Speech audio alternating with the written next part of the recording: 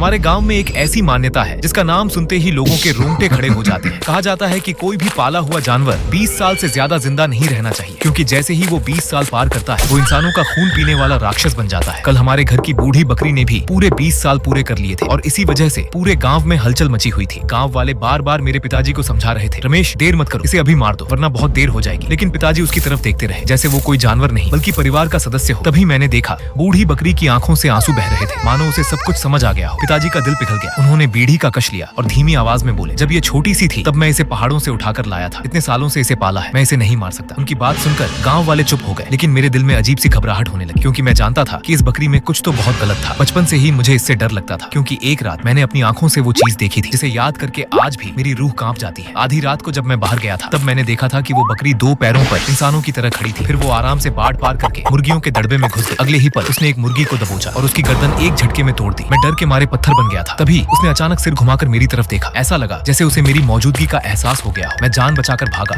और सीधे कमरे में जाकर छिप गया। अगले दिन मुझे तेज बुखार हो गया। मैंने माँ और पिताजी को सब बताया, लेकिन किसी ने मेरी बात पर भरोसा नहीं किया। सबने यही कहा कि मैंने कोई डरावना सपना देखा होगा। उस दिन के बाद से मैंने कभी उस बकरी के साथ अकेले रहने की हिम्मत नहीं की। मैं और माँ लगातार पिताजी को समझाते रहे, लेकिन वो नहीं माने। गाँव वालों को धोखा देने के लिए उन्होंने दूसरी बकरी खरीद कर मार दी और असली बूढ़ी बकरी को मेरे कमरे के पास बने लकड़ी के गोदाम में छिपा दिया। जाते जाते उन्होंने उसके सिर पर हाथ फेरा और कहा, चुपचाप यहीं रहना, अगर किसी को पता चल गया तो वो तुझे मार देंगे। हैरानी की बात ये थी कि बकरी ने एक भी आवाज नहीं निकाली, जैसे वो हर बात समझ रही हो। लेकिन उसी पल मेरे मन में एक अजीब सा डर बैठ गया। मुझे लग रहा था कि आज रात कुछ भयानक होने वाला है। और सच कहूं, उस रात जो हुआ उसने मेरी पूरी जिंदगी बदल दी। आधी रात को अचानक मेरी नींद खुली। बाहर से टक टक कदमों की आवाज आ रही थी। आवाज धीरे धीरे गोदाम से निकलकर मेरे कमरे की तरफ बढ़ रही थी। मेरा गला सूख गया। दिल इतनी तेज धड़क रहा था कि उसकी आवाज मुझे खुद सुनाई दे रही थी। कुछ ही सेकंड बाद वो कदम मेरे दरवाजे के सामने आकर रुक गए। फिर बाहर से मेरी माँ की आवाज सुनाई दी, बेटा जल्दी दरवाजा खोल, घर में चोर घुस आया है। मैं चौंक गया, लेकिन अगले ही पल मुझे एहसास हुआ कि आवाज में कुछ गड़बड़ है। वो माँ की आवाज तो थी, लेकिन उसमें इंसानियत नहीं थी, जैसे कोई उसकी नकल कर रहा हो। मैं दरवाजा खोलने ही वाला था, लेकिन पता नहीं क्यों मैंने पहले नीचे की दरार से बाहर झांकने का फैसला किया। और जैसे ही मेरी नजर बाहर गई, मेरी सांस वहीं अटक गई, क्योंकि बाहर इंसान के पैर नहीं थे, वहाँ बकरी के खुर खड़े थे और उन खुरों में एक बच्चे के जूते पहने हुए थे। मैं उन जूतों को पहचानता था। वो पड़ोसी सुरेश चाचा के बेटे सोनू के थे। मेरा दिमाग सुन्न पड़ गया। तभी बाहर से फिर आवाज आई, बेटा दरवाजा खोल, जल्दी दरवाजा खोल। मेरे शरीर से पसीना बहने लगा। मैं डर के मारे पीछे हट गया और बिस्तर पर दुबक कर बैठ गया। कुछ देर बाद बाहर सब शांत हो गया। मैंने राहत की सांस ली, लेकिन तभी मेरी नजर खिड़की पर पड़ी और जो मैंने वहाँ देखा उसने मेरे होश उड़ा दिए। वही बूढ़ी बकरी खिड़की के बाहर सीधी खड़ी थी। उसका सिर एक तरफ झुका हुआ था, मुंह से खून टपक रहा था और उसकी आंखें सीधे मेरी आंखों में देख रही थी। ऐसा लग रहा था जैसे वो मुस्कुरा रही हो। उसके बाद मुझे कुछ याद नहीं, क्योंकि मैं डर के मारे बेहोश हो गया था। सुबह जब मेरी आंख खुली मैं भागकर गोदाम पहुंचा, लेकिन वहाँ सब कुछ सामान्य था। बूढ़ी बकरी आराम से घास खा रही थी। उसके मुंह पर खून नहीं था, पैरों में जूते नहीं थे, जैसे रात को कुछ हुआ ही ना हो। मैं खुद सोचने लगा कि शायद मैंने सपना देखा होगा, लेकिन तभी उसने सिर उठाकर मेरी तरफ देखा और उसकी आंखों में छिपी वो अजीब सी चमक देखकर मेरा दिल फिर से कांप उठा। तभी आंगन से पड़ोसी सुरेश चाचा की घबराई हुई आवाज आई और मैंने उन्हें पिताजी से कहते सुना, क्या आपने मेरे बेटे सोनू को कहीं देखा है? मेरा शरीर एकदम कांप उठा और मेरे मन में बेचैनी भर गई। आज सुबह जैसे ही मेरी आंख खुली मुझे पता चला कि सोनू गायब है। आप ही बताओ, इतना सा बच्चा आधी रात को आखिर कहाँ जा सकता है? रमेश जल्दी चलो और मेरे साथ उसे ढूंढो। रमेश ने तुरंत सिर हिलाया और सुरेश चाचा के साथ सोनू को ढूंढने निकल गया। मैंने गर्दन घुमाई तो देखा कि बूढ़ी बकरी का सिर लकड़ी के गोदाम की खिड़की से बाहर निकला हुआ था, जैसे वह उनकी सारी बातें सुन रही हो। मेरे मन में डर और बढ़ गया। मैंने फावड़ा उठाया और सीधे गोदाम की तरफ चला गया, लेकिन मैंने पूरा गोदाम छान मारा, फिर भी मुझे सोनू से जुड़ी कोई चीज नहीं मिली। बूढ़ी बकरी, क्या तुमने सोनू को खा लिया? बूढ़ी बकरी ने अपना मुंह खोला, जैसे वह इंसान की हंसी की नकल कर रही हो। मेरे पैरों से लेकर सिर तक ठंडक दौड़ गई। तभी पिताजी वापस आ गए। उनका चेहरा बहुत खराब लग रहा था। उन्होंने कहा कि पूरे गांव में ढूंढ लिया, लेकिन सोनू का कोई पता नहीं चला। मैं थोड़ा हिचकिचाया, लेकिन फिर भी मैंने रात को जो देखा था वह सब पिताजी को बता दिया। मेरी बात सुनकर उनका चेहरा और उतर गया। बेटा ऐसी बातें यूं ही नहीं बोलते। इस बूढ़ी बकरी को मैंने इतने सालों से पाला है, ये बहुत सीधी है, ये किसी इंसान को कैसे खा सकती है? पिताजी मेरी बात मानने को तैयार ही नहीं थे। मैं मजबूरी में चुप हो गया। दोपहर में शहर में रहने वाले मेरे चाचा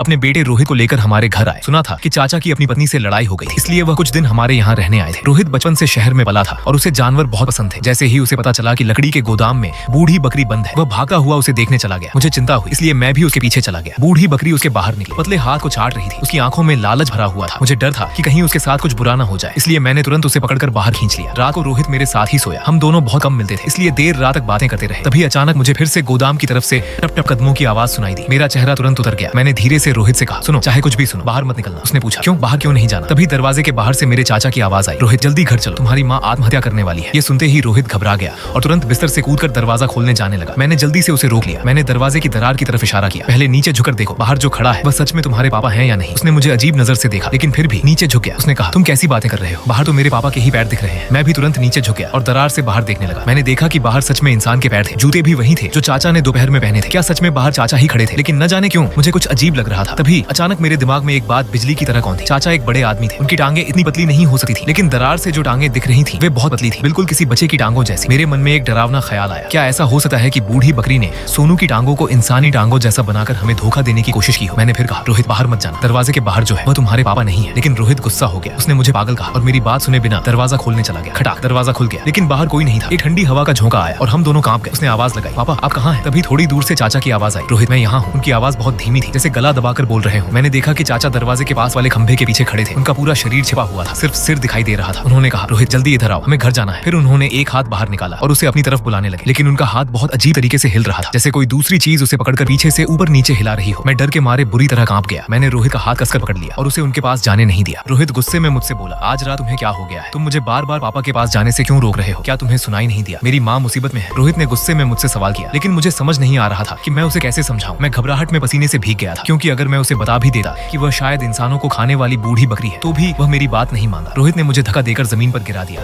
और चाचा की तरफ भागने लगा। मैं भी घबराकर उसे वापस खींचने दौड़ा। तभी अचानक मेरी माँ की आवाज आई, तुम दोनों आधी रात को बाहर क्या कर रहे हो? रोहित भी वहीं रुके और तभी मैंने देखा कि खंभे के पीछे खड़े चाचा भी गायब हो चुके थे। रोहित ने कहा, चाची अभी अभी मेरे पापा मुझे वहाँ से बुला रहे थे। उसने खंभे की तरफ इशारा किया, लेकिन वहाँ कोई नहीं था। वह हैरान होकर बोला, अभी तो पापा यहीं थे, फिर अचानक कहाँ चले गए? मेरी माँ हमारे पास आई और हैरानी से हमें देखने लगी। उन्होंने कहा, मैं बाहर शौच के लिए निकली थी, तभी मैंने तुम दोनों को यहाँ खड़ा देखा, लेकिन यहाँ तो कोई भी नहीं है। मैंने देखा कि रोहित का चेहरा एकदम उतर गया और वह चुप हो गया। माँ ने हमें जल्दी से वापस जाकर सोने को कहा। कमरे में लौटने के बाद मैंने देखा कि रोहित बहुत परेशान लग रहा था। उसने धीरे से मुझसे पूछा, तुम कह रहे थे कि वह मेरे पापा नहीं थे, तो फिर वह क्या था? मैंने कहा, शायद वही बूढ़ी बकरी। हमारे यहाँ 20 साल से ज्यादा उम्र का जानवर जिंदा नहीं छोड़ा जाता, वरना वह राक्षसी प्राणी बन जाता है। पिताजी उस बूढ़ी बकरी को मारना नहीं चाहते थे। मैंने उन्हें बहुत समझाया, लेकिन उन्होंने मेरी बात नहीं मानी। अब मुझे डर है कि वह बूढ़ी बकरी सच में इंसानों को खाने वाली राक्षसी चीज बन चुकी है। रोहित ने घबराकर पूछा, क्या ऐसा हो सकता है कि उसने मेरे पापा को मार दिया हो? मैं कुछ पल के लिए चुप हो गया, क्योंकि मुझे भी समझ नहीं आ रहा था कि क्या जवाब दूं। और सच कहूं तो खंभे के पीछे खड़े चाचा भी मुझे कुछ अजीब ही लगे थे। उनका चेहरा किसी मरे हुए आदमी जैसा लग रहा था। रोहित अचानक बोला, नहीं, मुझे जाकर पापा को देखना होगा। मैंने कहा, सुबह होने तक इंतजार कर लो। लेकिन उसने मेरी तरफ देखकर कहा, अगर मुसीबत में तुम्हारे पापा होते तो क्या तुम भी आराम से यहाँ बैठे रहते? उसका सवाल सुनकर मैं चुप हो गया। फिर उसने कहा, अगर तुम मेरे साथ नहीं चलोगे तो मैं अकेला चला जाऊंगा। रोहित सीधे उस कमरे की तरफ गया जहाँ चाचा सो रहे थे। उसने दरवाजे को हल्का सा धक्का दिया। चर्र की आवाज के साथ दरवाजा खुल गया। कमरे में अंधेरा था, इसलिए मुझे बस इतना दिखा कि बिस्तर पर कोई आदमी लेटा हुआ था और उसका सीना धीरे धीरे ऊपर नीचे हो रहा था। रोहित ने राहत की सांस लेते हुए कहा, शुक्र है मेरे पापा ठीक है। ये देखकर कि चाचा सुरक्षित हैं, हम दोनों वापस अपने कमरे की तरफ मुड़ गए। लेकिन जैसे ही रोहित ने दरवाजा बंद किया, मेरी नजर आखिरी बार कमरे के अंदर गई और मैंने देखा कि चाचा एकदम सीधे होकर बिस्तर पर बैठ गए थे। उनका शरीर बहुत ज्यादा फूला हुआ और अजीब लग रहा था। मेरी रीढ़ में ठंडी लहर दौड़ गई। वापस जाते समय मैंने धीरे से रोहित की बांह पकड़कर कहा, रोहित तुम्हारे पापा तो ज्यादा मोटे नहीं है ना? उसने कहा, नहीं, मेरे पापा तो काफी दुबले हैं। तुम ऐसा क्यों पूछ रहे हो? मैंने कहा, क्या तुम्हें नहीं लगा कि अभी बिस्तर पर जो आदमी लेटा था वह बहुत मोटा दिख रहा था? रोहित अचानक रुक गया। फिर उसने धीरे से कहा, हाँ, अब सोचता हूँ तो वह सच में पापा जैसा नहीं लग रहा था। मेरे पापा इतने मोटे नहीं हो सकते। मैंने डरते हुए कहा, कहीं ऐसा तो नहीं कि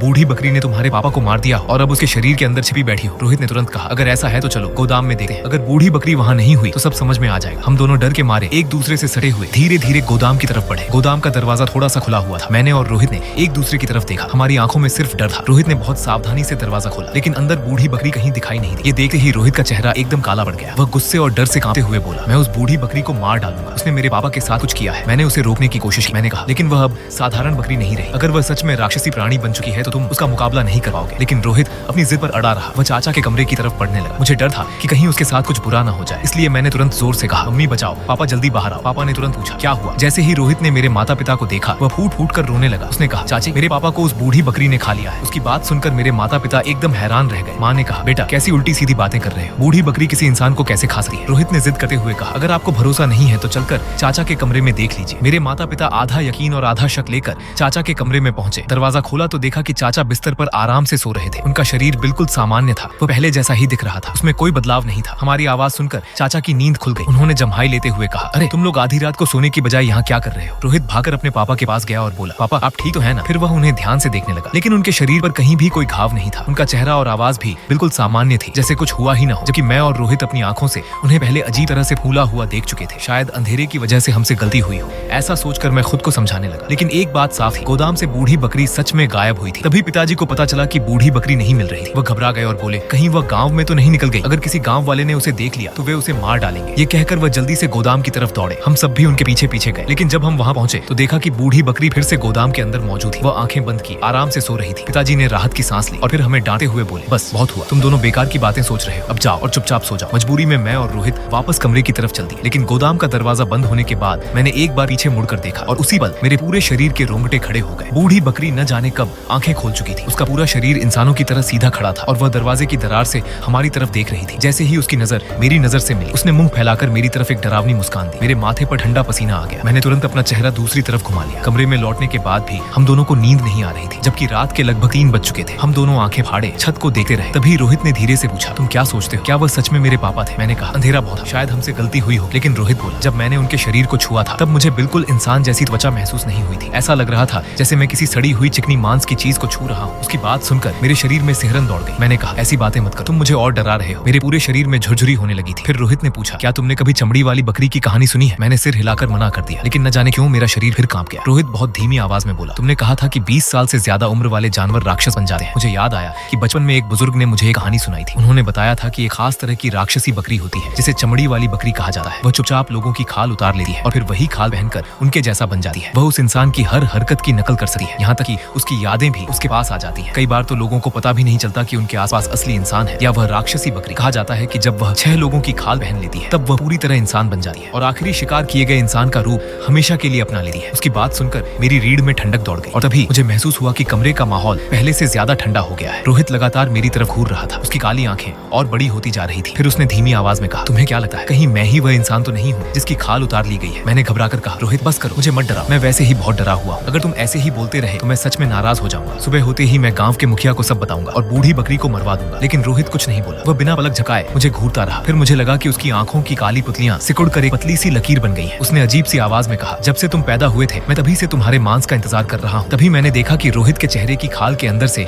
एक बकरी जैसा सिर बाहर निकलने लगा। मैं डर के मारे जोर से चीख पड़ा और उसी चीख के साथ मेरी आंख खुल गई। मैं हाँफ रहा था। तभी रोहित ने आंखें मलते हुए गुस्से में कहा, क्या हुआ तुम्हें? क्यों चिल्ला रहे हो? तुमने तो मुझे भी जगा दिया। लेकिन मैं उसे ऐसे देख रहा था जैसे कोई भूत देख लिया। मैं तुरंत बिस्तर से कूदकर दरवाजे के पास जा खड़ा हुआ और उससे जितना हो सके उतना दूर हो गया। रोहित हैरान होकर बोला, अरे तुम्हें क्या हो गया है? पागल तो नहीं हो गए? मैंने उसे घूर कर देखा। उसके शरीर पर मुझे कहीं भी कोई घाव नहीं दिखा। क्या सच में कल रात वह सब सिर्फ एक सपना था? मैंने हिचकिचाते हुए रोहित से पूछा, क्या मैंने कभी तुम्हें चमड़ी वाली बकरी की कहानी सुनाई थी? रोहित ने हैरानी से मेरी तरफ देखा और बोला, कौन सी कहानी? उसकी बात सुनते ही मैंने राहत की सांस ली। लगता है सच में मुझे रात को डरावना सपना आया था। लेकिन एक बात मैं तय कर चुका था, आज चाहे कुछ भी हो जाए मैं बूढ़ी बकरी को जिंदा नहीं छोड़ूंगा। मैं गांव के मुखिया को सब कुछ बताने वाला था। तभी माँ ने हमें नाश्ते के लिए बुलाया। मैं और रोहित रसोई में पहुंचे। वहाँ चाचा आराम से बैठकर दलिया खा रहे थे। उन्होंने माँ की तारीफ करते हुए कहा, सच कहूँ भाभी, रोहित की माँ चाहे जितना अच्छा खाना बना ले लेकिन आपके हाथ के खाने की बराबरी नहीं कर सकती। चाचा बिल्कुल पहले जैसे ही लग रहे थे। मैंने ध्यान से उनके शरीर को देखा, कहीं कोई घाव नहीं था। तब मेरे मन में फिर वही सवाल उठा, क्या सच में कल रात हम दोनों को भ्रम हुआ था? चाचा ने देखा कि मैं और रोहित लगातार उन्हें घूर रहे हैं तो उन्होंने अपना चेहरा छूते हुए पूछा, क्या हुआ? मेरे चेहरे पर कुछ लगा है क्या? मैंने जल्दी से कहा, नहीं कुछ नहीं। चाचा आराम से गर्म दलिया पी रहे थे, जैसे उन्हें गर्मी का बिल्कुल एहसास ही नहीं हो रहा था। मैं भी खाना खा रहा था लेकिन मेरा ध्यान बार बार उनकी तरफ जा रहा था। तभी अचानक मैंने देखा कि चाचा की आंखें जो सामने देख रही थी एक झटके में आंखों के कोने तक घूम गई और सीधा मेरी तरफ देखने लगी। एक पल के लिए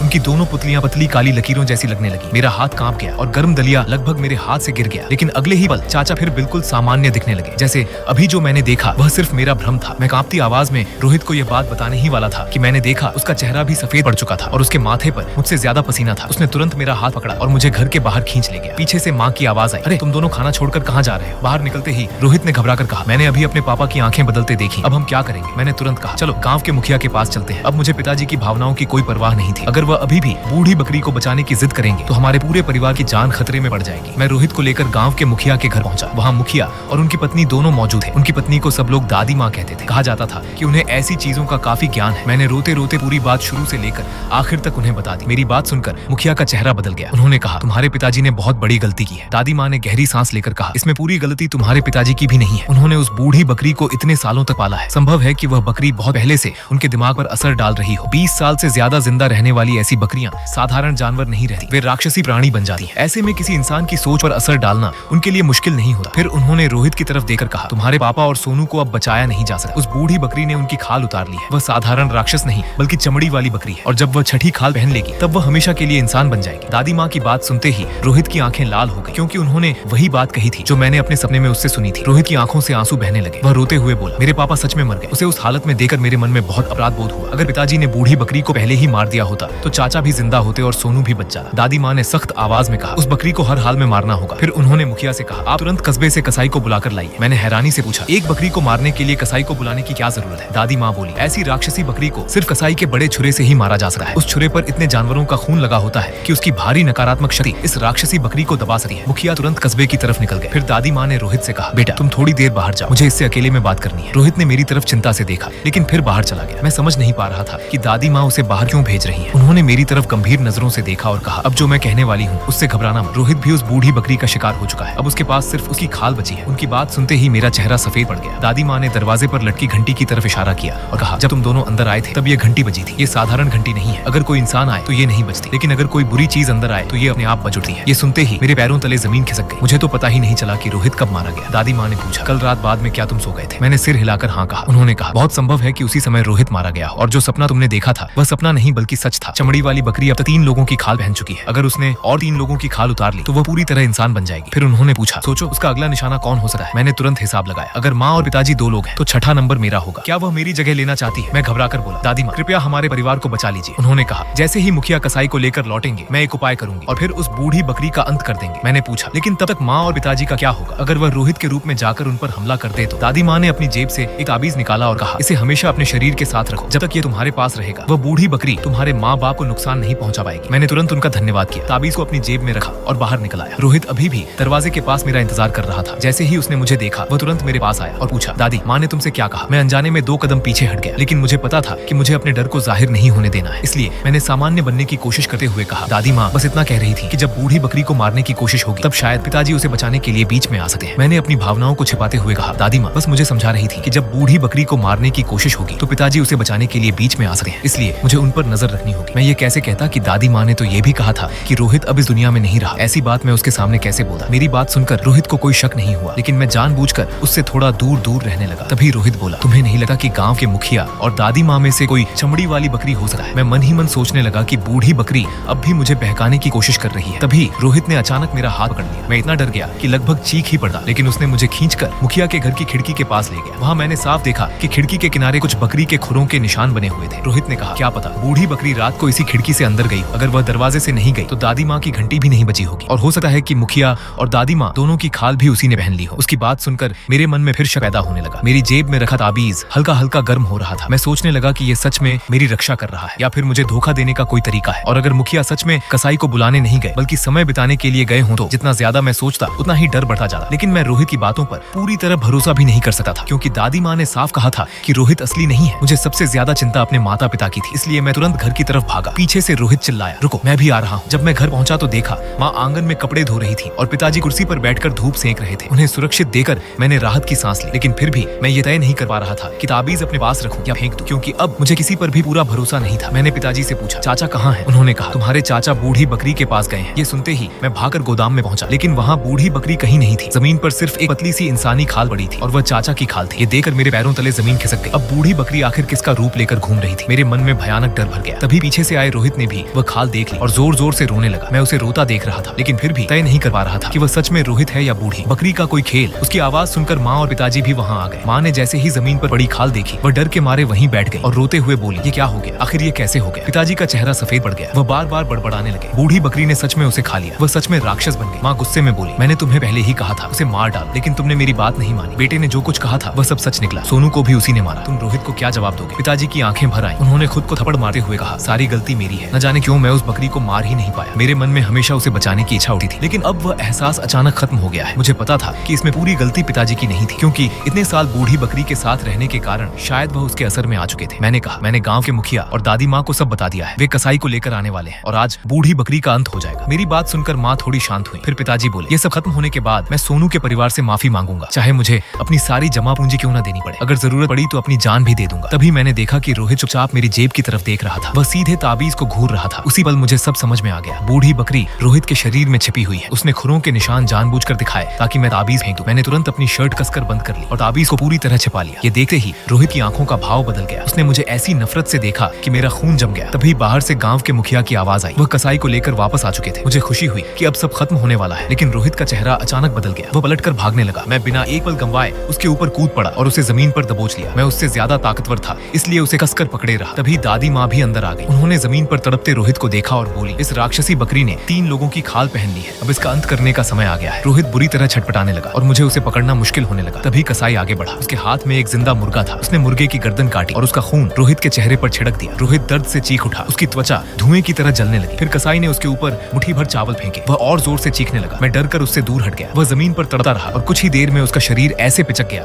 जैसे हवा निकला हुआ गुब्बारा हो। आखिर में वहाँ सिर्फ एक इंसानी खाल बची। तभी उस खाल के अंदर से बूढ़ी बकरी बाहर बाहर निकल आई। वह भागने की कोशिश करने लगी, लेकिन कसाई ने फुर्ती से अपना बड़ा छुरा उठाया और एक ही बार में उसका सिर धड़ से अलग कर दिया। बूढ़ी बकरी की भयानक चीख गूंजी और उसका सिर जमीन पर लुढ़क गया। जैसे ही वह मर गई, मेरी जेब में रखा ताबीज भी फीका पड़ गया। मैंने गहरी सांस ली और पहली बार महसूस किया कि यह सब सचमुच खत्म हो चुका है।